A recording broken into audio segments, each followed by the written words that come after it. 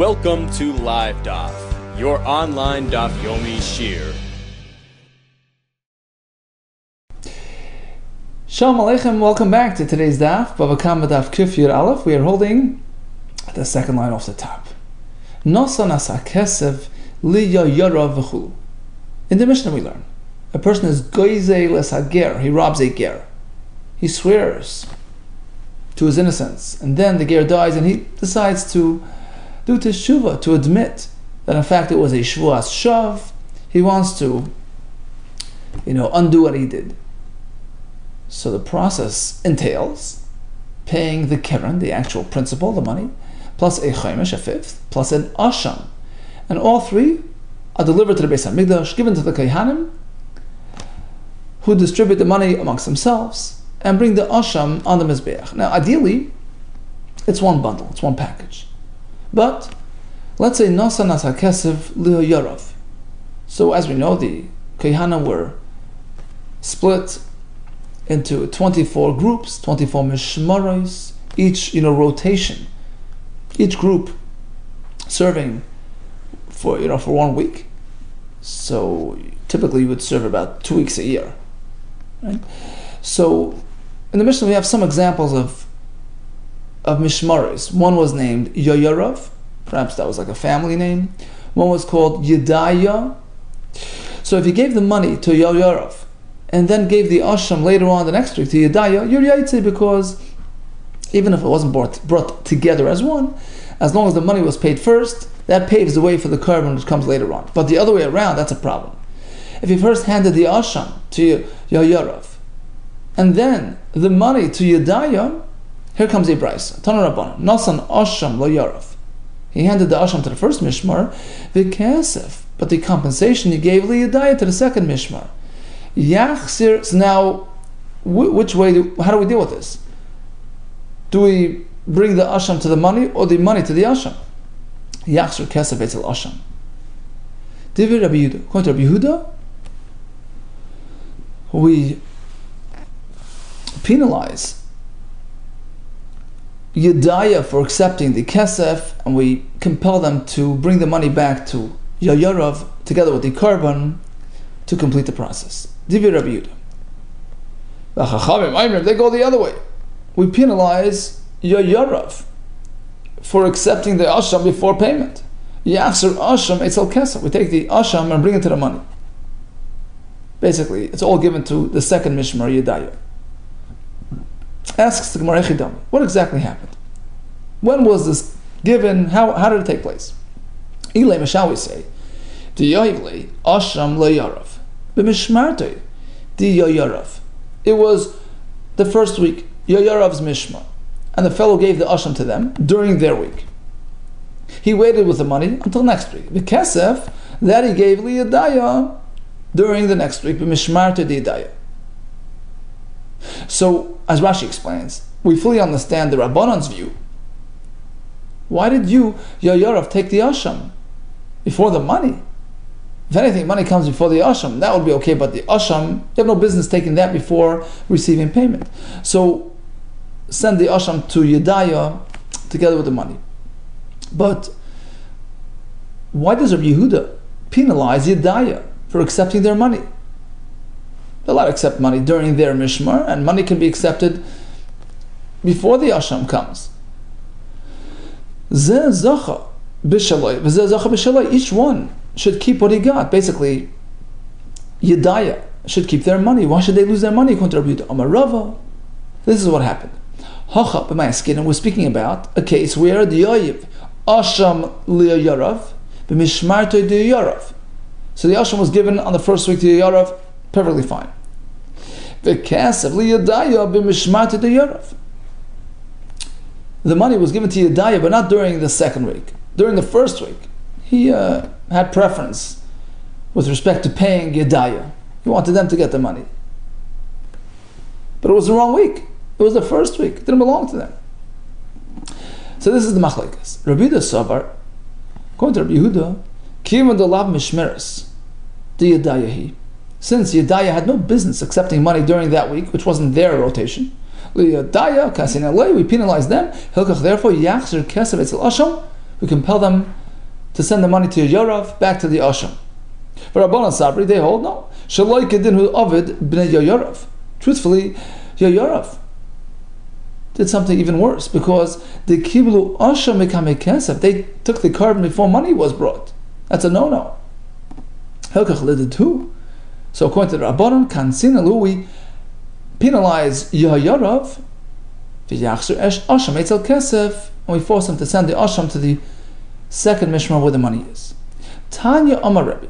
Now comes Rebbe with three clarifications with respect to Rabbi Yehuda's opinion. So again, we're speaking about a fellow who gave the Asham to the first Mishmar, the money to the second Mishmar, and according to Rabbi Yehuda, the second Mishmar had no right, had no business interfering during the week which wasn't even theirs. Therefore, they have to send the money back. Says Rebbe, you should know, even according to Rabbi Yehuda, im kadlu bnei Yorav, if the first Mishmar jumped ahead and v'yikrivu as ha'asham, and already brought the asham on the mizbeach, meaning this whole point that we penalize the second Mishmar, that's only when the first, the asham given to the first Mishmar is still around, so they can still bring it properly. So we force the second Mishmar to send the money over there, have them bring the whole deal. But in this case, where the asham is no longer here, it was already on the mizbeach. And it's possible, of course, right? Because, as we said, an asham before kesef is worthless. First you have to take care of, benal machaveru, then you take care of the korban. So, in this case, we switch the halacha around. Yachzer v'yavi asham acher. So this fellow, the ganav, should bring another asham. V'yakrivu b'nei yedaya, and have b'nei yedaya bring it. V'zachu. Right? So, basically, since Yedaya has the money, so we just give them the asham, since they already have the money, which is phase one of the process. Money comes before the asham. They already have the money. We give them the asham. V'yakrivu b'nei Yedaya, and have them bring it. V'zoch halal mashu b'yadam. And the first Mishmar, Yorav, keeps what they got, the asham. What do you mean? It's an asham puzzle. Amri, so the question is, Lamai Chazi, what's the point of holding on to the asham which was already brought improperly? Asham puzzle, it's invalid. They can keep the skin. So that's theirs, and the rest, meaning the money and the true asham, goes to the second Mishmar. Since they already started the process, because they already took the kesef, which is phase one, we give them phase two, and they complete it. Tanya, Amar Rabbi. Here's clarification number 2, the name of Rabbi, on Rabbi Yehuda's shita. Live Rabbi Yehuda, im kayim asham, yachzir asham etzel kesef. If the asham is still around, send the asham to the second Mishmar where the money is. Hold it, what do you mean? We just learned otherwise. Rabbi Yehuda says the other way. Yachzir kesef etzel asham. Isla, he holds that the money goes back to the first Mishmar where the asham is. Hachav my skin, you're right. Typically we do that, but here it's a special case. Week 1,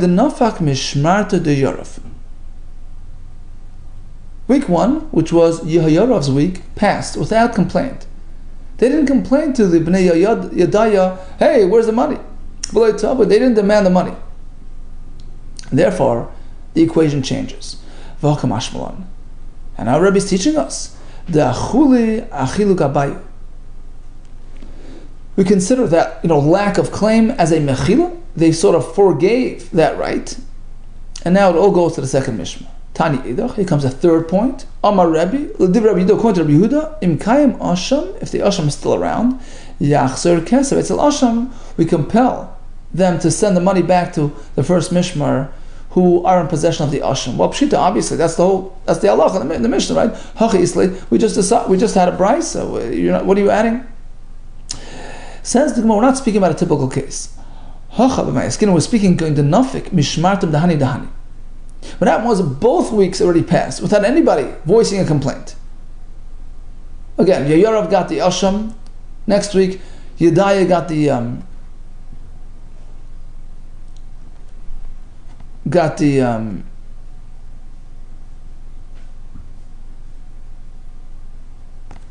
whenever Yedaya got the money, whether it was the first or the second, it doesn't matter. Bottom line is, they got the asham, they got the money. Problem is, it's already a month later. The rotation of Yadaya and Yarav are over. Nobody voiced a complaint. Nobody presented a tviyah against each other. So here I would say like this. Perhaps I would say, Achuli, Achil, Gabi Adadi. So perhaps we'll consider it like a mechila, a two-way forgiveness. Right? So now they're meichel each other, and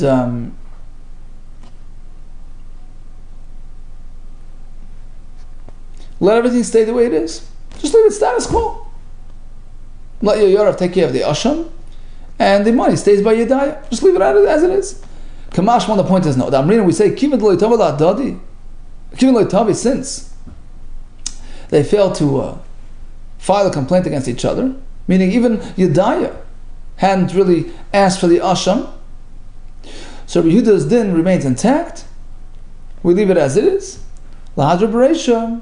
And basically we have to wait until the next time around, which is about a half year later, and have Yedaya send the money to Yorav, as we said before, and be makriv the carbon together with the kesef. And the Mishnah continues. Shamevi gezeli achalehevi hashamai yatsa. Halacha is if you repay before the asham, and then only then bring the asham, you're yaitse. But the other way around doesn't work. The carbon before the payment doesn't work. How do we know this is so? Amarava, Amakra, the pasuk says so. Ha'asham, which is the payment, right? Hamushav l'asham ha'kohen, which is given to the kohen. Milvad, aside, Ela kipur masheichaper boy, aside from the carbon which is coming later. Mechlal, the kasef bereisha. Clearly, the money can come first. Says the Amahum Rabban l'Rava. So the certain Chacham asked Rava, according to your analogy, Elamiata, if that's the case, Milvad oilas hat boiker. So we have the pasuk in Mamidbar Chav Ches regarding the karbanis Musaf, right? Aside from the oilas haboiker, the morning carbon, the oilas hatamid. Hachanami here as well. You're going to learn it the same way. Machlal the Musaf and Bereisha. Musaf comes before the Tamid, of course not. But Tani, you have a brisa that the oil comes first. How do we know? Nothing precedes the Tamid Shal Shachat. He set up the oil. Ha-oil, which oil? Is it the Tamid or the Musaf? Rav himself explained. The hay is the known, the unique, the special one. Ha-oil. Oil Rishona, the first one, the special one, the Tamid, which comes every day.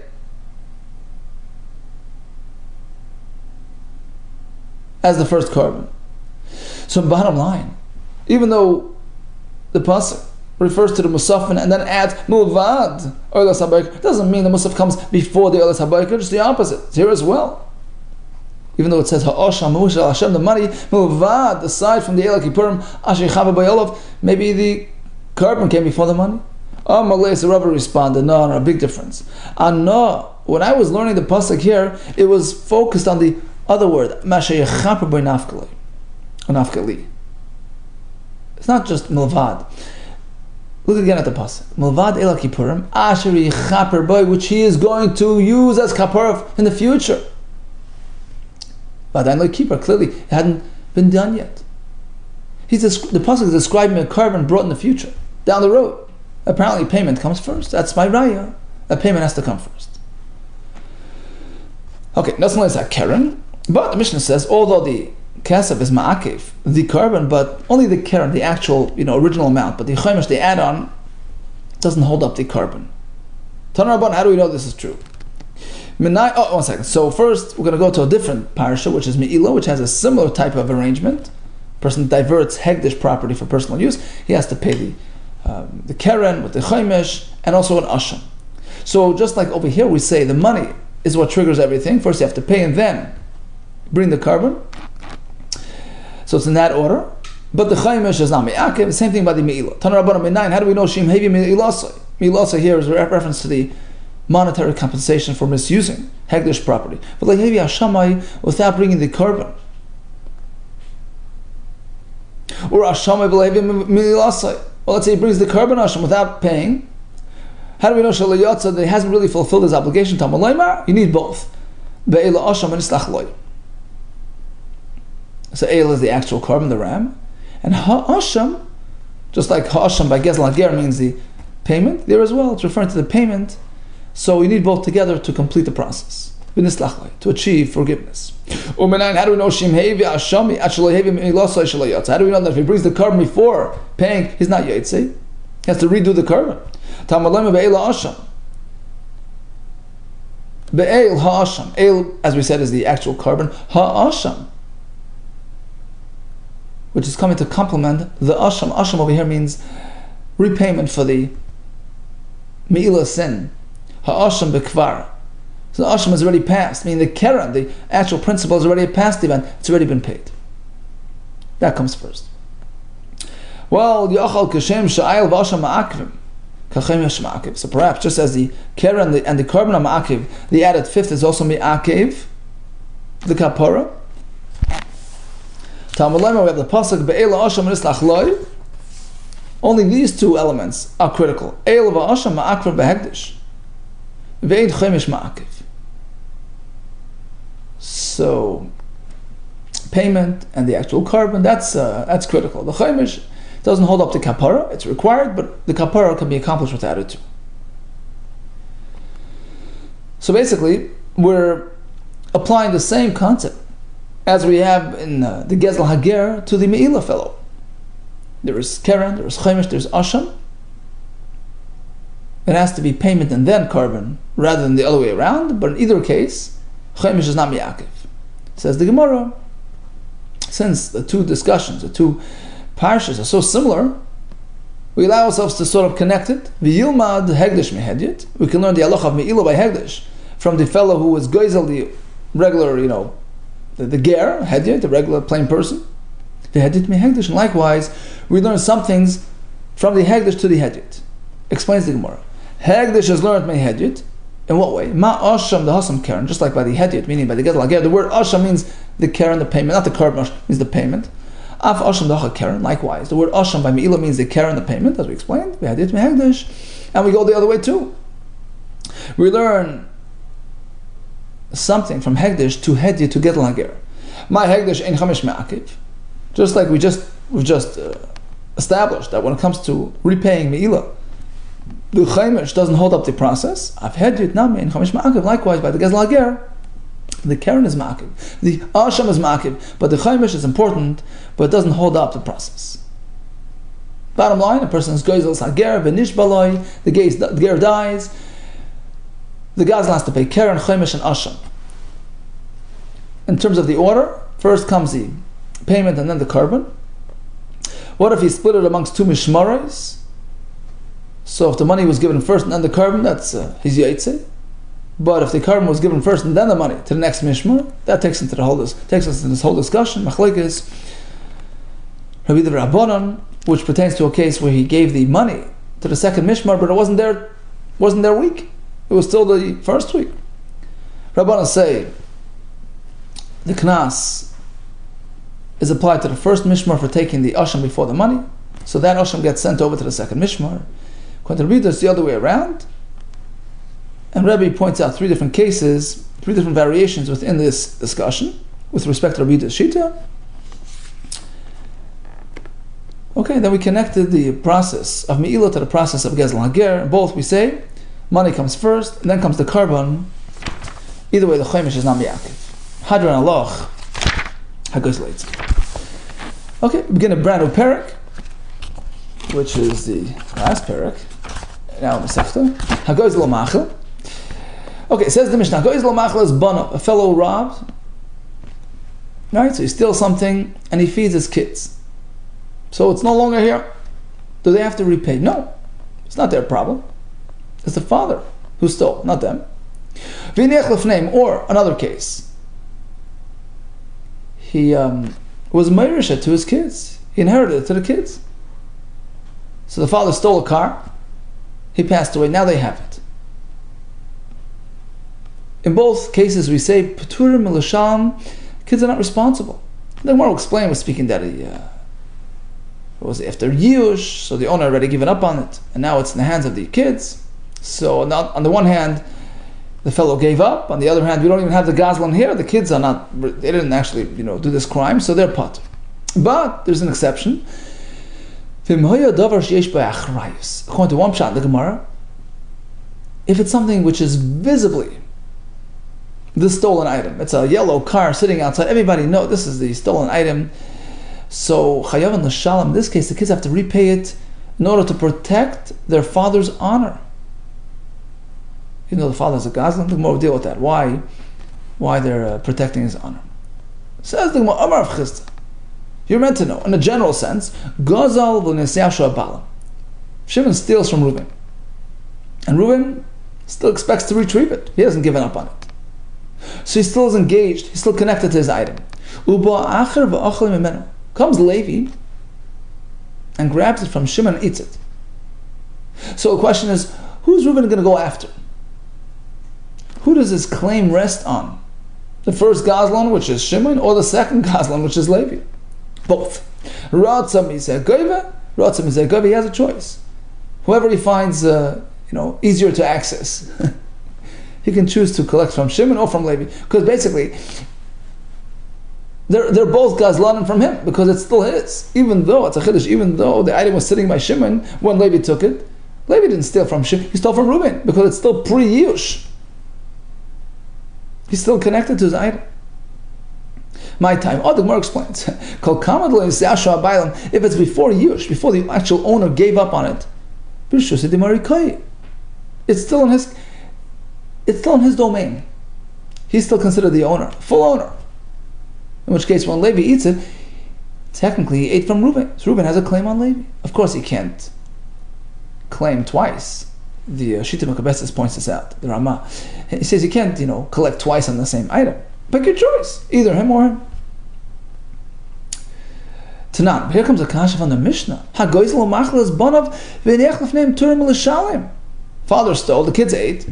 They're potter. Why? They ate from the Gazlan who stole from the owner. So why can't the owner go after the kids now? So you said that Rav Chisda, it seems to be a kasha on Rav Chisda's halacha. Rav Chisda, no, says Rav Chisda, Kitanya hilach hayush. The Mishnah is speaking after Yush. I was speaking before Yush, but here the owner already gave up on it. So he's disengaged from his item. So now we say, well, once it gets that far, it goes to the kids and they have it, they're not responsible to this fellow. In the second situation, father passed away and passed on this item. Kids don't have to repay it. Why? Amar Rabbi Kamma, Zois Emeres. So first of all, let's remember, we're speaking after Yush. Okay, so that's first of all. The owner really gave up on it. So now that it got handed down to the kids, it was another change of ownership, there was another change of possession. It got distanced even further. Phase 1 where the owner gave up, and phase 2 it got sort of taken even further to the kids. Next generation. Amar Rabbi Yehuda Kessler, we can learn from this mission an interesting concept that Rishus Lekech, the domain of a Yerish, Rishus Yerish, Rishus Lekech Dami, is treated like a buyer. And Rashi explains. Thus, generating something called Shina Rishus, a change of hands, a change of possession, change of ownership. So, that combined with the Yush, disconnected from the owner, in which case he can't go after the kids.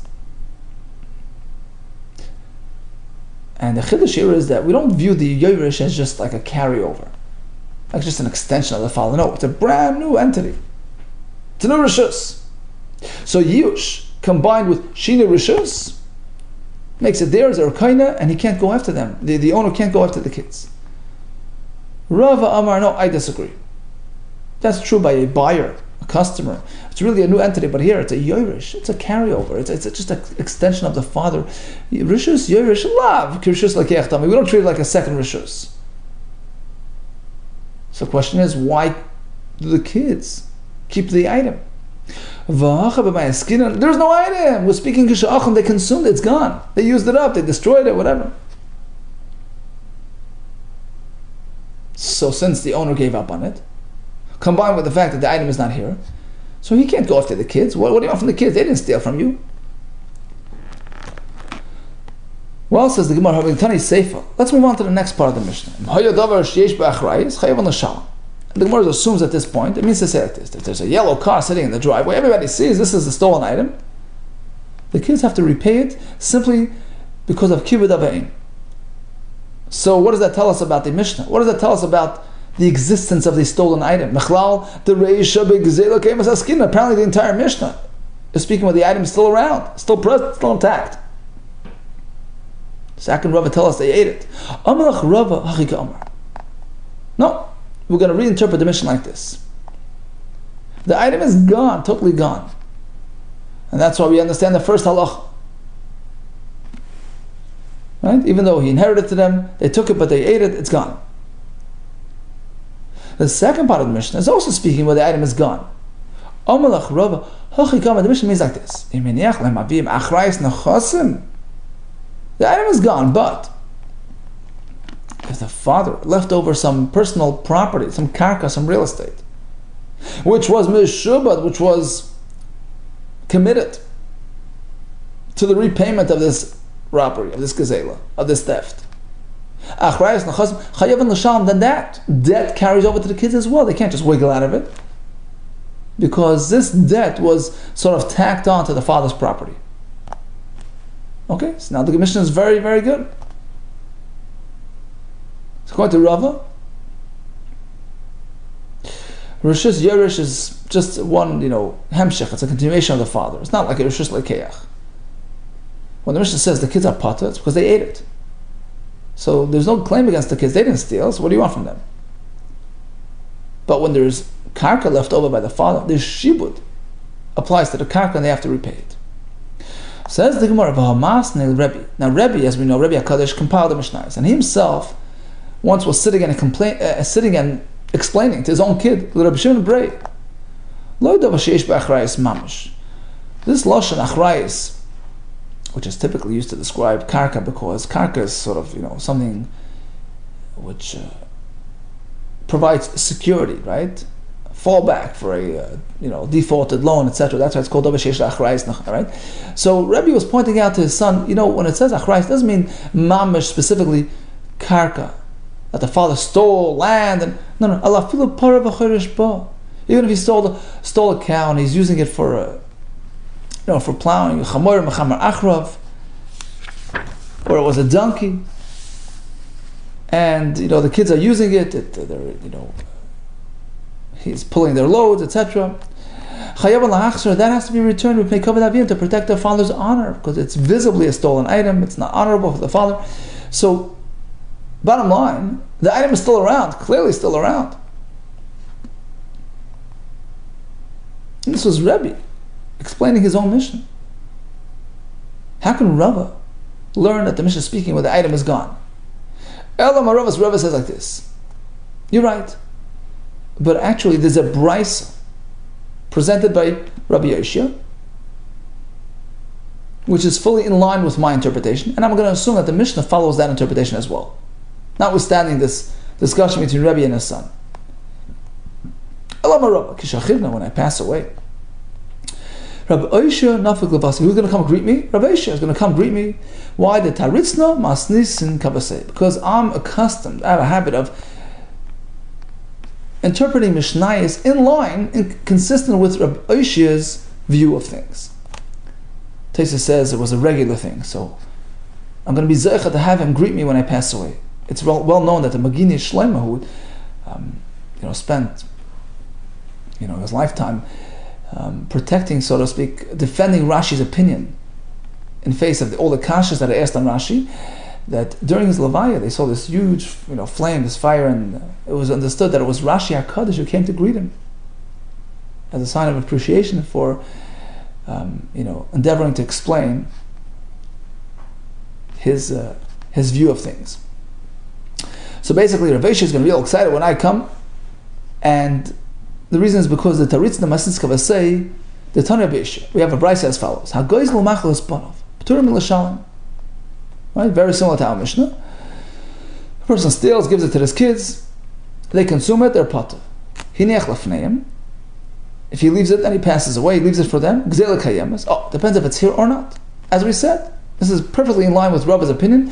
Hiniach lefneim, gzeila kayemes, if the item is still here, chayov, and they have to repay it, notwithstanding the fact that they're not really the robbers, they're Yerushim. We don't care. A Yerush is not a separate entity, as per Rabbi's approach to the Mishnah. If the item is no longer in existence, turn that they're potter because they didn't steal, so they're potter. But even if the item is gone, if the father left over property, which is mishubot, which is committed to that theft, to repayment of that theft, then they have to pay it as well. Okay, let's just summarize. Bottom line is like this. First we have Rav Chizda, who told us an interesting concept. Shimon steals from Reuben, who in turn becomes Levi's victim. So Levi stole from Shimon, who stole from Reuben, and Levi now consumed the item. Reuben has a choice. He has two routes that he can take. He can either collect from Shimon or from Levi. Although the Mishnah tells us that the kids are potter, why are they potter? They're like Levi, who stole from Shimon, who stole from Reuben. The answer is, it's after Yush. At that point, he has to rest his claim. Next piece was the question revolving around, how do we treat a Yerush? So it's after Yush. A Yerush with Shina Rishus makes a real disconnect. Is a Yerush called Shina Rishus? Bava Kamma says yes. In which case, even if the item is still here, they have it. But since they're Yerushim and there was Shina Rishus, they keep it. According to Rava, no. A Yerush is a continuation of the father. It's not a new entity. And therefore, the only way they're potter is if the item is not here. They consumed it. But even then we say, if there's achrayis nechasim, if the father left over properties which are bound to the repayment of this theft, they have to pay it. Amamar, let's go back and review the brisa just quoted from Rabbi Yehuda. So it depends. If the item is not here, they're potter. Why are they potter? Hold it. What about Rav Chizda? They took from the father who took from this man. Rav Chizda says the original owner has a choice. He can go all the way to the last guy on the list. He can go to the last guy. So why can't he go to the kids? Rav Chizda, very simple. As we said before, if it's after Yush, then he can't go collect from the kids. Rav Chizda, who allows the owner to collect from either Ganav before Yush. Let's go back again to the Bryce. The item's still around, and they're holding it, they have to repay it. Why? What about that halacha? Who told us that? A Yerush is like a lokeach. It's one step removed. It's a Shina Rishus. And the Gemara is assuming that we're speaking after Yush. Yush combined with Shina Rishus, they keep it. No, the Bryce is speaking before Yush. So even though it's Shina Rishus, but Shina Rishus without Yush doesn't work, and that explains why they have to repay. And Rashi points out that evidently the fact that Bava Kamma is learning that the Bryce is speaking before Yush, that doesn't work. That's not consistent with Rav Chizda a minute ago, who said that Bryce is talking about after Yush. So clearly, according to Bava Kamma, even if it's before Yush, which is what the Bryce is speaking about, still, if the item is gone, the owner can't go collect from the kids. And Rashi points out, because Bava Kamma doesn't hold it Rav Chizda, that the original owner has the option to go collect from the first Ganav or the second Ganav. No, only from the first Ganav. So in this case, he can't go collect to the kids, even though it's before Yush. Okay, so a quick summary. The reconciliation of the Gezel Ager is done by, number one, Karen repayment, Chemesh payment, and Asham brought on the Mizbeach. Typically you bring it together, or the payment before the Asham. If it's switched around, you're in trouble. In fact, if the Asham is actually brought on the Mizbeach first, it's puzzle. It has to be redone. We discussed a case where there's a sort of a division between the Mishmaris, and things were mixed up. We had Machlekes, how to deal with it, who we penalized, the first Mishmar, the second Mishmar. We find a similar concept by Me'ilah. There's Karen, Chemesh, V'Asham. It has to be brought in a specific order. Then we proceeded to a Gezel Machlas Banav, where father stole, gave it to his kids.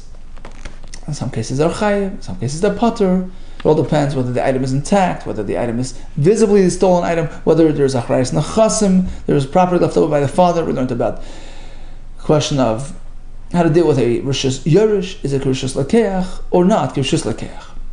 All the best to you, Hatzlacha Rabbah.